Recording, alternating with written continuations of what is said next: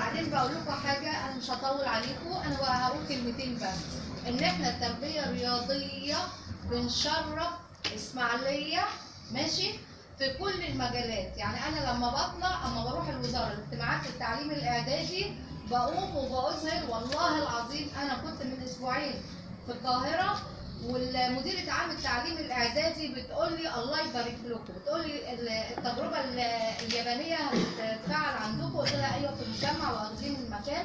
قالت لي انتوا كده بتنفذوها اوريدي يعني جاهز مش عايزين حاجه. ليه؟ بتقول لي انتوا عدد ادارات قدام 8. قالت لي يعني انتوا صوتك عشان التصوير. قالت لي بس الله يبارك لكم الشغل ما شاء الله، لان جم زاروا مدرستين عندي فجأة وهم جايين في الطريق قالوا ايه؟ احنا جايين جوزوا لنا مدرستين.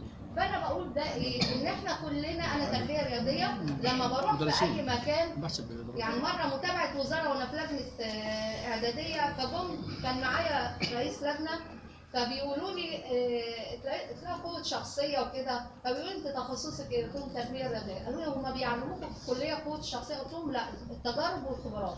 فانا بقول حاجه، ان احنا كلنا بنطلع من كليه اكفاء، مش اكفاء لان اكفاء اكفاء ممتازين. فكلنا عندنا القوه والقدره لو احنا بنعامل ربنا وخيركم من تعلم وعلم، ان احنا نفوق يعني اي معدلات. خلاص. وانا السنه دي لاحظت في التربيه الرياضيه، انا متابعه على طول، لاحظت في التربيه الرياضيه حاجه جميله جدا جدا، ويا ريت كل القطاعات تعمل كده، اللي هو التحفيز للناس الممتازين. علشان ايه يا جماعه؟ هو احنا كلنا صوابعنا من زي بعض، في مننا الكويس وفي مننا اللي بيريح. هو عارف بس بيريح. لا، انت في ربنا بيكتب لك كل حاجه بتعملها يوميا، وهنحشر كلنا وكل بعمله، كل بعمله.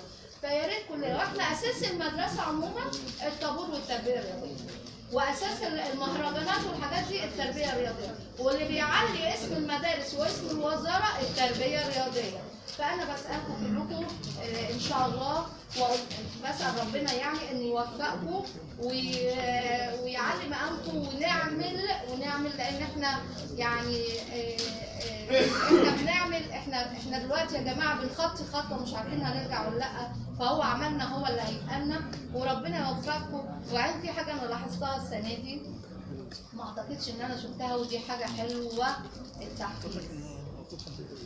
التحفيز ليه؟ لان انا زي ما انا في دلوقتي مدرسين اكفاء، انا عندي برضه مديرين مدارس اكفاء ولابد ان يتحفزوا. في مديرين مدارس متقاعسين. ليه بقى؟ المتقاعس ده يشوف يعني انا نفسي الاستاذه نيفين والاستاذ محمد حجاب والاستاذه ماجده يعني يشوفوا مثل. بصراحه كلنا مش متساويين، يعني فينا كده وكده، ويشوفوا مثل من ان هم هيتحفزوا ويقولوا ايه سبب تحفيزهم. عندنا يقولوا يا استاذه ليه؟ عشان التاني يعرف ايه ويعمل عشان يتحفز السنه الجايه. ايوه كل واحد المفروض وربنا يوفقكم وبالتوفيق ان شاء الله.